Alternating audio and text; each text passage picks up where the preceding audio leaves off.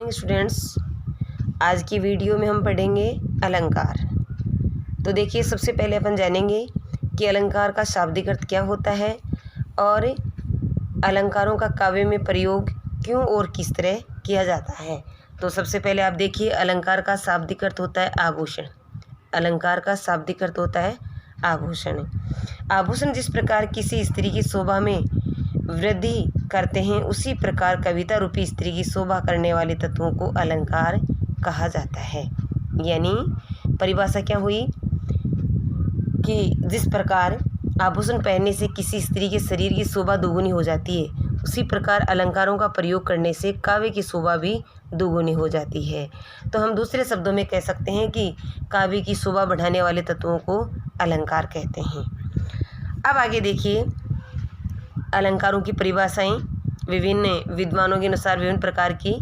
आचार्य रामचंद्र शुक्ल के अनुसार देखिए, आचार्य रामचंद्र शुक्ल अलंकारों के बारे में क्या कहते हैं।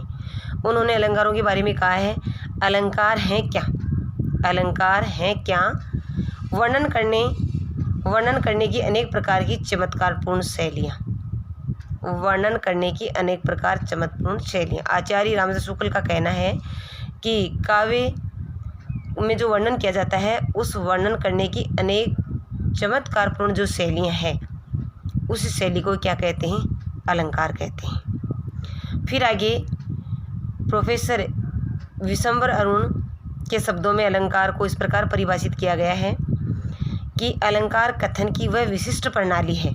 अलंकार कथन की वह विशिष्ट प्रणाली है। कथन मतलब कोई भी बात को व्यक्त करने की, किसी विषय वस्तु का वर्णन करने की एक विशिष्ट प्रणाली है, जो कथन को अन्य सामान्य कथन से पृथक कर ऐसी चारुता और आकर्षण प्रदान करता है कि वे काव्य की संज्ञा से अभिहित हो जाता है।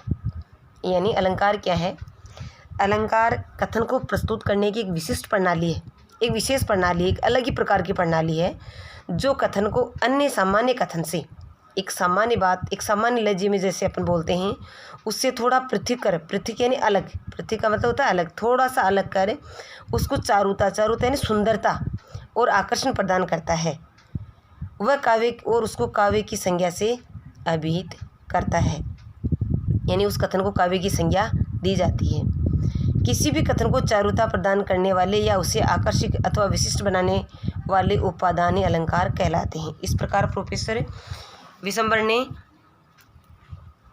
अलंकारों को परिभाषित किया है कि किसी भी कथन को चारुता यानी सुंदरता प्रदान करने वाले या उसे आकर्षण अथवा विशिष्ट बनाने वाले उपादान को ही अलंकार कहते हैं। यानी इनके शब्दों में अलंकार एक प्रकार के वह उपादान है, एक प्रकार के वह उपादान है जो कथन को सुंदर बनाते हैं, सुंदरता के साथ ही साथ उसमें एक आकर्षण पैदा करते हैं, सुंदरता के साथ साथ उसमें एक आकर्षण पैदा करते हैं और एक विशिष्ट प्रकार से प्रस्तुत करते हैं कि देखने वाले को सुंदर लगे, सुनने वाले को सुंदर लगे और बोलने वाले को भी अच्छा लगे। इस प्रकार स्पष्ट है कि काव्य की शोभा बढ़ाने वाले तत्वों को अलंकार कहते हैं। इस प्रकार परिभाषा क्या हुई कि काव्य की शोभा बढ़ाने वाले तत्वों को ही अलंकार कहते हैं। यानी अलंकार वह उपादान है जिनके माध्यम से हम काव्य की शोभा बढ़ा सकते हैं, क्योंकि अलंकार वह उपादान है जो कथन को सुंदरता के साथ प्रस्तुत करते हैं, कथन को सुंदरता के साथ प्रस्तुत करते हैं। किसी भी कथन को हम सुंदरता के साथ प्रस्तुत करेंगे तो काव्य की शोभा अपने आप बढ़ जाएगी। तो पहली बात तो ये याद रखनी है कि अलंकार वह उपादान है जो किसी कथन को सुंदरता और आकर्षण के साथ प्रस्तुत करते हैं। सुंदरता और आकर्षण के साथ प्रस्तुत करेंगे तो काव्य की शोभा अपने आप बढ़ जाएगी। इसलिए अलंकारों की परिभाषा हो गई कि काव्य की शोभा बढ़ाने वाले तत्वों को अलंकार कहते हैं। अब देखिए, अलंकार कई प्रकार के होते हैं। तो आप देखिए, अलंकार के 3 भेद होते हैं। अलंकार के 3 भेद होते हैं, शब्दालंकार, अर्थालंकार और उभय अलंकार। 3 भेद होते हैं, शब्दालंकार, अर्थालंकार और उभय अलंकार। जैसा कि देखो, इनकी परिभाषा हमें नाम से स्पष्ट होती है। शब्दालंकार दीर्घ संधि है, शब्द प्लस अलंकार। अर्थालंकार अर्थ प्लस अलंकार। उभय अलंकार उभय प्लस अलंकार। अब देखिए, यहाँ है शब्द प्लस अलंकार, शब्द प्लस अलंकार, यानी ये शब्द दो शब्दों के मेल से बना है। तो इससे इसको परिभाषित किया जा सकता है, इसकी परिभाषा स्पष्ट भी होती है कि वह अलंकार जो शब्दों के सहारे काव्य में सुंदरता बढ़ाते हैं, शब्दों के सहारे काव्य में चमत्कार उत्पन्न करते हैं, वह अलंकार शब्दालंकार कहलाते हैं। यानी शब्दों को इस प्रकार रखा जाता है, वाक्य में शब्दों को इस प्रकार रखा जाता है कि उन शब्दों के कारण काव्य सुंदर लगता है। और अगर वो शब्द वहाँ से बदल दिए जाते हैं, तो वह सुंदरता वहाँ से गायब हो जाती है। इसलिए ऐसे अलंकार जहाँ शब्दों के माध्यम से काव्य की शोभा बढ़ाई जाती है, जैसे मैं आपको उदाहरण दे दूँ, यमक उदाहरण जो एक सामान्य उदाहरण है, हम सब परिचित हैं, कई बार सुनते हैं, कनक कनक ते सुगुना मादकता अधिकाय। कनक कनक, इसमें एक शब्द दो बार आया है, यमक अलंकार का उदाहरण है। अब यदि एक कनकार धतूरा और एक का सोना है, अब कनक कनक की जगह हम सोना और धतूरा शब्द रख देते हैं, तो यहाँ पर यमक अलंकार नहीं रहता है और कथन की वह सुंदरता नहीं रहती है। कथन की सुंदरता केवल कनक कनक शब्द की पुनरावृत्ति करने से ही है। तो इसमें क्या है कि शब्दों के सहारे काव्य की शोभा बढ़ती है, यानी शब्दों को इस प्रकार इस्तेमाल किया जाता है कि कथन की सुंदरता बढ़ जाती है। दूसरा अर्थ अलंकार, अर्थ प्लस अलंकार, इसमें यानी कुछ शब्द का अर्थ इस प्रकार स्पष्ट किया जाता है, भाव कुछ इस प्रकार प्रस्तुत किया जाता है कि काव्य की शोभा बढ़ जाती है। अर्थ अलंकारों में यदि आप शब्द को बदल दोगे तो उससे कोई अंतर पड़ने वाला नहीं है, उससे कोई प्रभाव नहीं पड़ेगा, क्योंकि यहाँ अर्थ में चमत्कार है, शब्द में नहीं, अर्थ में चमत्कार है। इसलिए शब्द बदलने से यहाँ पर कोई किसी प्रकार का प्रभाव नहीं होता है, कोई अंतर नहीं आता है। अगला है उभय अलंकार। उभय का मतलब होता है दोनों, उभय शब्द का मतलब होता है दोनों, तो उभय प्लस अलंकार। उभय अलंकार में दो शब्द हैं, कौन से? एक तो है उभय और एक अलंकार। उभय जो शब्द है इसका मतलब होता है दोनों, उभय का मतलब होता है दोनों। तो यहाँ जहाँ पर दोनों हो, यानी जहाँ पर शब्द भी हो और अर्थ भी हो, जहाँ शब्द में भी चमत्कार है और अर्थ में भी चमत्कार है, वहाँ पर उभय अलंकार होता है। अब आप शब्दालंकार के बारे में और देखिए, थोड़ा देखिए, मैं आपको और विस्तार से बताती हूँ। शब्दालंकार, ये अलंकार शब्द पर आश्रित या निर्भर होते हैं, शब्दालंकार होते हैं। अभी मैंने जैसे पहले बताया ना कि हम शब्द को बदल देते हैं तो फिर वो चमत्कार नहीं रहता, इसलिए ये अलंकार शब्दालंकार जो होते हैं शब्द पर आश्रित या निर्भर होते हैं। शब्दालंकार में चमत्कार शब्द में होता है, शब्दालंकार में चमत्कार शब्द में होता है, अतः शब्द के परिवर्तन से अलंकार की स्थिति समाप्त हो जाती है। इसलिए यदि शब्द का परिवर्तन कर दिया तो वहाँ पर अलंकार की स्थिति ही बदल जाएगी। जैसे उदाहरण के द्वारा आप समझिए कि यहाँ पर उदाहरण दिया गया है, कनक कनक ते सोगुनी मादकता अधिकाय।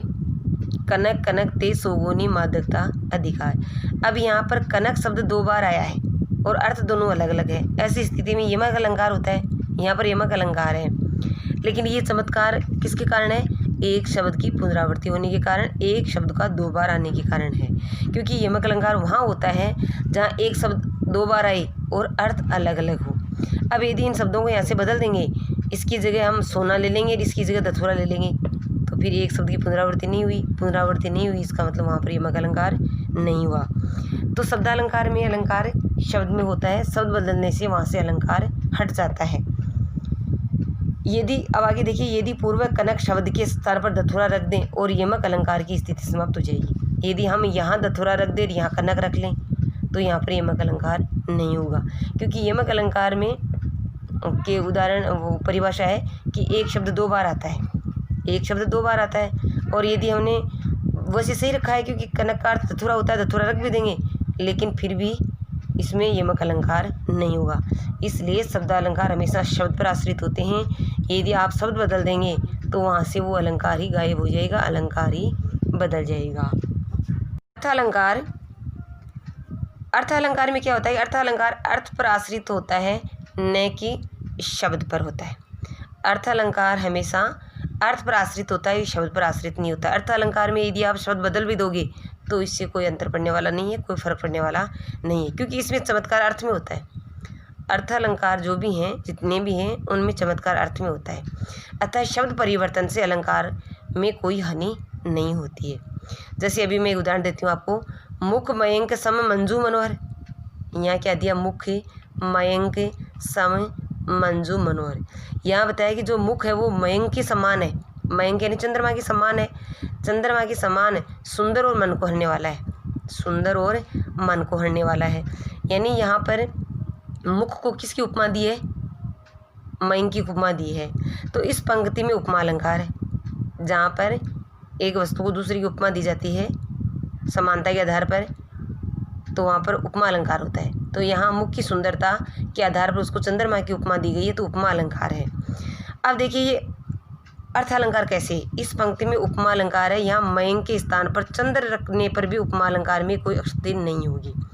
यानी मैंने अभी बताया कि शब्दालंकार में यदि आप कनक की जगह दथुरा रख दोगे तो यहाँ यमक अलंकार नहीं होगा, क्योंकि वो शब्दालंकार है और वो शब्द पर आश्रित होता है, शब्द बदलते ही तो वहाँ पर अलंकार बदल जाता है। लेकिन अर्थालंकार में अर्थ बदलने पर अर्थालंकार जो है वो अर्थ पर आश्रित होता है, इसमें शब्द बदलने से कोई फर्क नहीं पड़ता। जैसे मुख मयंक सम मंजू मनोहर, यहाँ बताया गया कि मुख जो है वो चंद्रमा के समान है। अब यदि आप मयंक की जगह चंद्र कर दो, यदि मयंक की जगह आप चंद्र कर देंगे तो मुख चंद्र सम मंजू मनोहर, कि मुख जो है वो चंद्रमा के समान सुंदर और मन को हरने वाला है। तो बात वही हुई, यदि मयंक रखते हैं तो वही बात है और चंद्र रखते हैं तो वही बात है। इसलिए उपमा क्या है, देखो अर्थालंकार है।